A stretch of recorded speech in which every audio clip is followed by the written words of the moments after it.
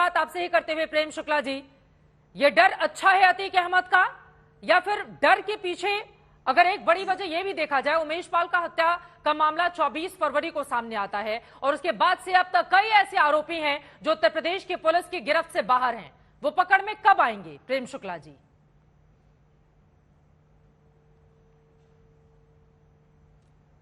देखिए, निश्चित तौर पर जो भी अपराधी हैं, जिन मामलों के अपराधी, हर अपराधी को कानून के हवाले करना यह पुलिस का दायित्व है और पुलिस उसके लिए प्रतिबद्ध है।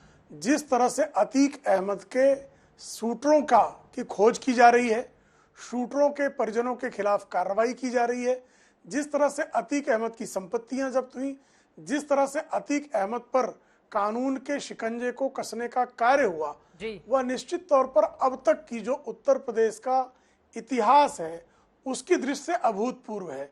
हमने 2005 में राजूपाल की हत्या के समय का भी दृश्य और उस समय के हालात भी देखे थे, और अब उमेश पाल जो उनके गवाह थे उनकी हत्या करने के बाद का भी लोगों ने दृश्य देखा।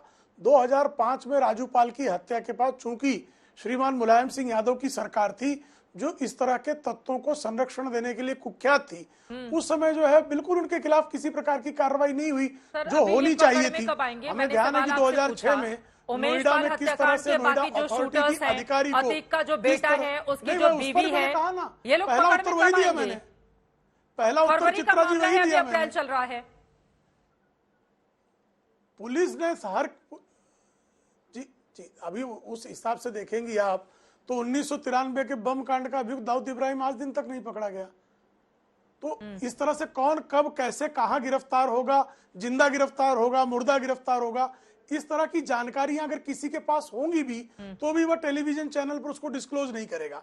यह निश्चित है कि इन सारे शातिर अपराधियों के विरुद्ध जितनी सख्त कार्रवाई होनी चाहिए, उनको तलाशने के लिए जितना सघन अभियान चलाया जाना चाहिए वह पुलिस द्वारा चलाया जा रहा है। अनुराग भदौरिया जी, अगर एक इस तरह के शख्स को जिसके ऊपर 100 से ज्यादा मामले दर्ज हों, 1979 में पहला मामला जिसके ऊपर दर्ज किया गया लेकिन सरकारें पुरानी उसको बचाती रही हूं, अगर उसको योगीराज में डर लग रहा है तो ये डर तो अच्छा है ना, तारीफ करेंगे कानून व्यवस्था की, ये कम से कम अपराधियों के मन में खौफ है योगी सरकार का।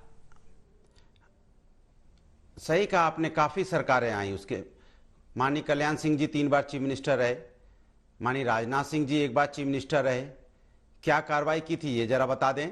और इनके जो सहयोगी दल, अपना दल, उनके साथ भी रहे हैं, लगातार अतीक उनके साथ रहा है।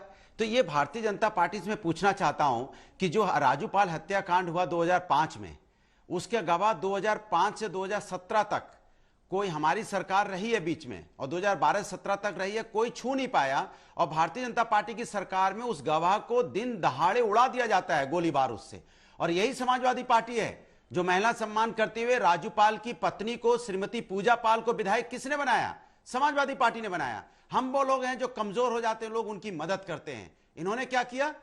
ये सिर्फ बातें करते हैं। इनके समय में हत्या हो गई है और ये यहां बैठ के कह रहे हैं कार्रवाई होगी, अभी आ रही है, जा रही। अरे भाई, ये बताइए आप क्यों इस तरह की बातें करते हैं? आप ये क्यों नहीं कहते कि दिन दहाड़े हत्या जो हुई है प्रयागराज में, इसकी जिम्मेदारी लेने से आप क्यों भाग रहे हैं? आप कहिए ना। और इस सवाल को किसने उठाया? सदन के अंदर में समाजवादी पार्टी ने उठाया, सदन के बाहर भी समाजवादी पार्टी ने उठाया कि दिन दहाड़े हत्या हुई है। आप तो उस पर चर्चा भी नहीं करने को तैयार थे। अगर हम इतनी तेज आवाज नहीं उठाते, ये समाजवादी पार्टी सत्ता में रहती है, सत्ता का धर्म निभाती है, विपक्ष में रहती है, विपक्ष का धर्म हमने निभाया। हमने चिल्ला चिल्ला के बोला कि दिन दहाड़े हत्या हुई है, इस पे कार्रवाई होनी चाहिए, इनके गुनाहगारों को पकड़ना चाहिए। तो इनके ही पार्टी के पदाधिकारी निकला उसमें जिसका भाई उस हत्या में शामिल है। मैं तो इनसे पूछना चाहता हूं, जो माइनॉरिटी का अध्यक्ष था, इन्हीं का तो माइनॉरिटी का अध्यक्ष था, आप इन्होंने निकाला जरूर है, लेकिन उसका भाई इस हत्या में शामिल था। इस पे ये बोलना नहीं चाहते, क्यों नहीं बोलना चाहते भाई?